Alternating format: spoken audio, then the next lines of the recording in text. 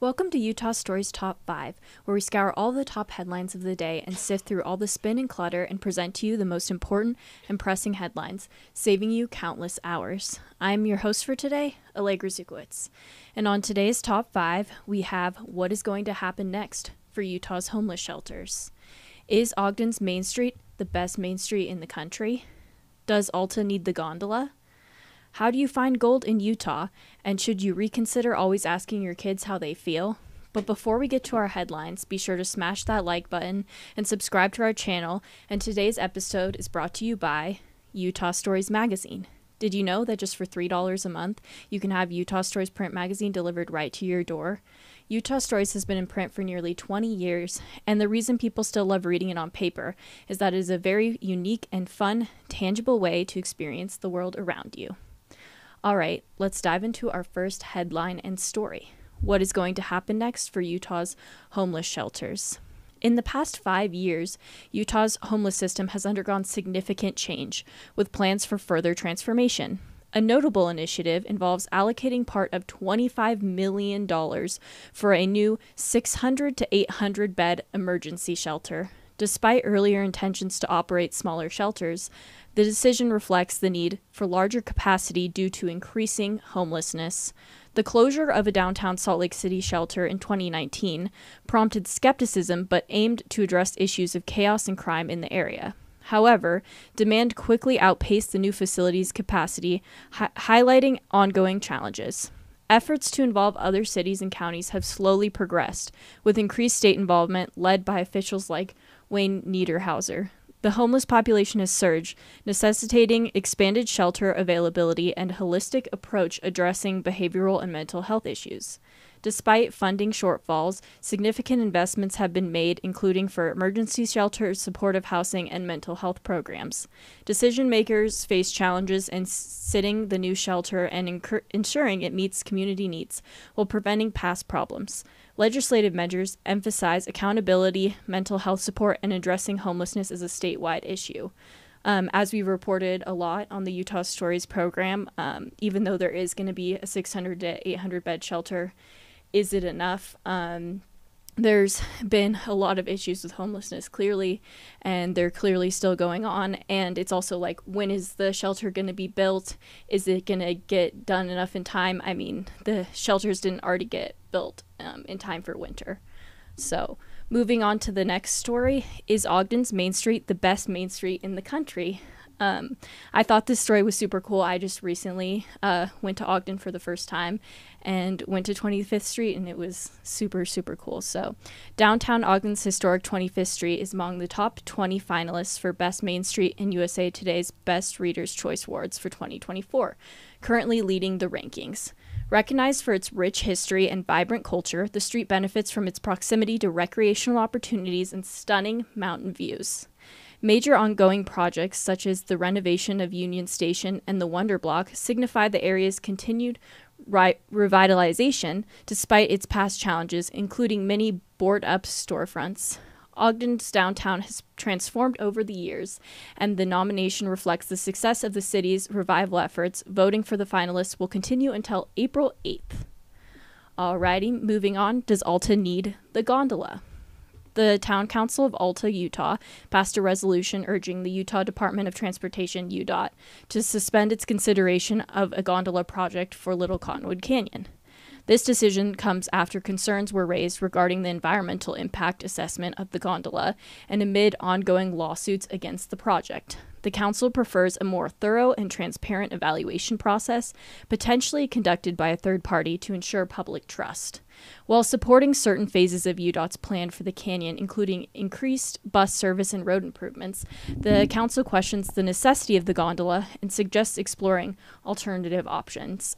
We've also discussed this issue a lot on Utah Stories, and you can find more videos about it on our YouTube of a bunch of different people advocating for the environmental issues this gondola will cause. I'll chime in on this. The thing that was totally absent when the Wasatch Front Regional Council was passing this was all these people flooded the room to comment, to say, You're going to destroy this natural wonder, one of the best canyons on Earth, leading to the best snow on Earth. And you're going to do it in the interest of what? Transportation? Why do we need more people up there? They couldn't answer that question. Why do you need more people on the mountain in the hill than we already have? Yeah, and I feel like in Utah there's a lot of different ski resorts you can go to and a lot of different gondolas you can ride. Yeah, put a gondola, like if you want to put a gondola somewhere, put it down Main Street where there's no more environmental. There's not an environmental impact. There would be a massive environmental impact. And the lawsuit that's the most legitimate is this is where we get a huge portion of our water for Salt Lake City. You put in giant steel pillars and concrete, and you're going to mess up our watershed. It's like, why in the world would you think that's a good idea? Yeah. I'm so glad that there's been a bunch of pushback. We did a documentary film we showed at our last film screening at Broovies, and tons of people showed their opposition to this gondola. Yeah, and if you want to do something fun and touristy like that, there's tons of options like that in Park City. So yeah, plenty. Yeah. All right, moving on to story number 4. How do you find gold in Utah? So this is actually a Utah story. The Gold Prospecting Club celebrates its 40th anniversary, continues the tradition of gold prospecting in Utah. Members search for gold in mountain streams, following the legacy of pioneers seeking pay dirt. Gold still exists in Utah due to erosion, with prospectors using gold pans to find nuggets and flakes in stream beds. Filing mining claims on BLM land is still possible, with exclusive rights granted to prospectors for a fee. The UGPC offers members access to multiple sites for prospecting, along with educational resources and a supportive community. Gold prospecting is seen as a family-friendly outdoor activity, fostering bonding in nature, and meetings are held monthly for members to share knowledge and experiences.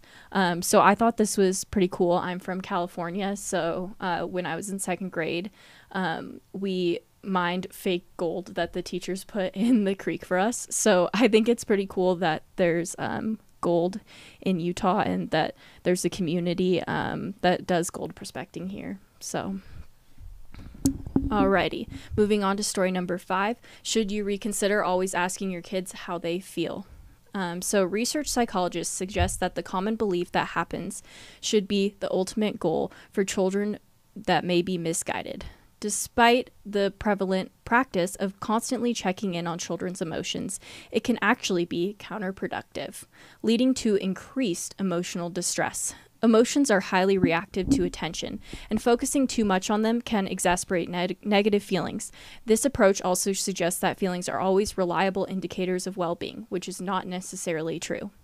Michael Linden, an expert in mood disorders, argues that happiness is not common emotion in daily life, and that most people spend their time feeling neutral or managing various stressors. Thus, constantly asking someone how they feel may induce negative feelings rather than positive ones. Yeah, I love this story. We stumbled across this. We subscribed to the print edition. And sometimes you find a story that just sort of reflects exactly what you're thinking. And this did, because the problem we have with our kids, if you're always checking in on them, are you happy? Are you happy? Are you happy? Are you happy? Are you happy? You're actually not only interrupting what could be a flow state, which you're not even thinking about whether you're happy or not. You're just doing what you're doing. But then you're prioritizing happiness like it's this feeling you got to have all the time. And that doesn't make any sense. Nobody's happy all the time. Nobody should try to be happy all the time. And if you just ask yourself, oh, am I happy all the time? You're going to go crazy. And I don't know. What do you think? You were a teenager 5 years ago, Allegra. Were you asking yourself all the time if you were happy? Yeah. So I can speak on this from someone that's been in therapy. And the thing about life is that it's actually about being content, not being happy. And I think that many people try to reach this like peak level of happiness, and it's actually making them unhappy. And so when you have moments of like depression or anxiety, it's really important to know that you're actually okay. Like, you may not be feeling okay, but it's okay to feel that way, and it's not like you have to fix it or solve it right away. Yeah, I think that what it is knowing this is something I've thought about because depression runs in my family too. Knowing you're sad and depressed, like sometimes that's actually valuable because you're not going to be happy. Sometimes you will be sad and sometimes you will be depressed. But then to just say, "Oh, yeah, here I am. I'm middle of wintertime blues setting in. I know I'm going to be depressed and this is going to go for a while. But I know I'm going to pop out of it once the sun comes up and once I can go back in the mountains more often, get more sunshine on my face." And it's like the thing that I think is really overemphasized is this feeling like you can't be depressed. You can't be sad. You got to fix that. And you got to fix that with a pill. And I'm like, no, I just don't think if you're depressed, unless you're chronically depressed and you're really sad, you should be going after medication every time. Yeah, I will say that my therapist suggests that if you're going to be on medication, you should also consider talk therapy as well, because the two are meant to go together. They're not meant to be, you can do talk therapy on its own, but if you're taking medication, it's heavily suggested that you do talk therapy as well. So you're actually focusing on healing so you can eventually get off the medication. So yeah, I think that's actually not something I think in Utah that is really well appreciated, that a cognitive behavioral approach to therapy takes more time, it's more rigorous, it takes time out of our busy schedules, but the pill is so easy. So I think a lot of Utahns especially just go for the pill option. But then the chemical imbalance myth, I've written about that. There's no chemical imbalance in depressed people's brains. They've actually done studies at Johns Hopkins University. You can look it up. And that somehow a SSRI is going to, mitigate depression in terms of an imbalance in your brain. That's a myth. What SSRIs do is they keep your mood more balanced and at a higher state, but they don't help you deal really with, okay, just knowing I'm depressed and being self-aware of that, getting out of it. How do you get out of it? It's not going to help you with that. So I don't know that many doctors talk in that form, but I'm not saying if you're chronically depressed, don't take pills. Of course, you should get the therapy your doctor recommends. But yeah, it's a complex issue, but I really like this article. I'm really glad it was written. So. Yeah, I think the most important thing is that if you feel like you're struggling, reach out for help. Yeah. So, yeah. Good suggestion. Alrighty, moving on to our adventure of the day. It's actually Park City Culinary Institute. So we actually had the dean on yesterday, Rachel Coleman, and it was a super fun podcast talking about all the fun foodie things. And it's not just a long 5 to 8 week course that you have to take. You can just take a sushi class on the weekend or learn how to make Thai food. It sounds like a super fun activity. So definitely check it out. And if you want to sharpen your cooking skills, you know where to go. So moving on to our question of the day. Speaking of depression, why are Gen Z so depressed?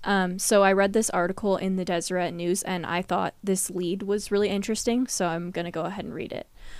So Naomi Osaka was not doing well and she knew it. The top-ranked women's tennis player was feeling, quote, huge waves of anxiety, end quote, about facing the press. So she decided not to appear to a post-match press conference at the French Open in May 2021, citing the need to exercise self-care. Osaka was fined $15,000 and later decided to drop out of the tournament entirely. 2 months later, Simone Biles, often considered the best gymnast on the planet, stunned the world by withdrawing from the team final competition in the 2020 Summer Olympics. In the middle of the vault, she loses her sense of where she was in the air. Quote, I have to put my pride aside, end quote, she told reporters. I have to do what's right for me and focus on my mental health and not jeopardize my health and well-being. So I just thought that lead was really interesting because I think often Gen Zs especially glorify people like Simone Biles and Naomi Osaka because they're so successful, and it's hard to see when they're posting online or you're watching them on TV that they might go through similar struggles as you. So I just thought it was really interesting that these were examples when people who are Gen Zs experience anxiety that are really successful and under these really high pressure competitions. And another recent one was Marco Rubio. He had a stint with the Jazz. He had a great career, an amazing career, and I believe he was playing for, might have been the Heat, the Miami Heat. I could be wrong, but he just said, "I'm done. I'm retiring from basketball." He could have had probably a few more years left, and he said it's due to family issues and mental instability. Yeah, he didn't put depression, but this myth that just because you're famous, you're wealthy, you're rich, whatever, that you have this great, psychological well-being.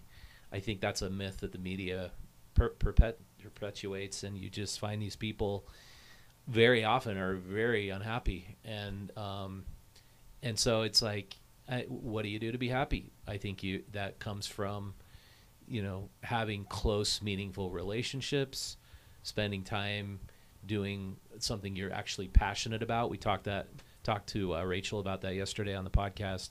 When you have a passion that burns inside of you and you just can't wait to do it every day, you just have to feed that. You have to keep in touch with that. And then, I believe in God. I believe that spirituality, religion, reading the Bible, that also tends to give you a much greater perspective on your life, your troubles, your sadness, your bouts of unhappiness. But yeah, do you feel like you get work-life balance as a Gen Zer, Allegra? I think it's more my balance with my phone that I struggle with. So I was going to say something that I know Gen Zers are doing is putting their phone away at 9 p.m. and then reading a book and making sure that they limit their screen time. This article in the Deseret News actually talks about how that social media is really contributing to the mental health crisis going on right now. So yeah, and I think when it comes to work-life balance, it's just all about like enjoying the time you have when you're off of work. So going on a walk, going to the gym, I like dancing, so dancing, Pilates, different things like that, trying to socialize, even if you're like have social anxiety or not as much, even if you get out with friends like once a weekend, it can make a huge difference. So yeah. Yep, agreed. Yeah. Alrighty, well, thank you so much for joining me today. Remember, if you like this content and you want to engage to a greater degree with your local community, go out and subscribe to either Utah Stories print magazine or our free digital newsletter. From utahstories.com, you can subscribe to our newsletter that offers all the stories that we are covering in-house. Thanks for watching. One more thing. Tonight's our big event. Oh, yeah. We're finally having our event tonight. It might have already passed, but if you still have time, go to Shades Brewing on State Street tonight. It's going to be from 7 p.m. to 9 p.m. Mm-hmm. Visit utahstories.com for details. It's going to be awesome. We've got at least 4 speakers lined up who are trying to make a difference in Salt Lake City. Most of them are in the homelessness and housing arena. But if you got a beef and you've got a problem with Salt Lake and Utah, they don't want to listen to you anymore at the city council meetings. They don't want to hear what you have to say at the state legislature. We actually do want to hear what you have to say, because we are the voice of local Utah. We represent your voices. So that's what this is about. And drinking really great beer. Also, Susan Bush and her band will be there, as well as Sobe Eats food truck. So yeah. And Sobe Eats is really awesome. If you have not tried them, they're from Acapulco, and it's a different kind of Mexican food. It's like ceviche tacos, brisket tacos, really good stuff. So even if you just don't want to speak, but you just want to come by and have tacos and listen to people talk, it would be a great time for that as well. And if you watch this and you've missed it, we're going to have one in another month, so it's going to be your chance to come out. Yep. Yeah. So thank you so much for watching, and I'll see you guys next time.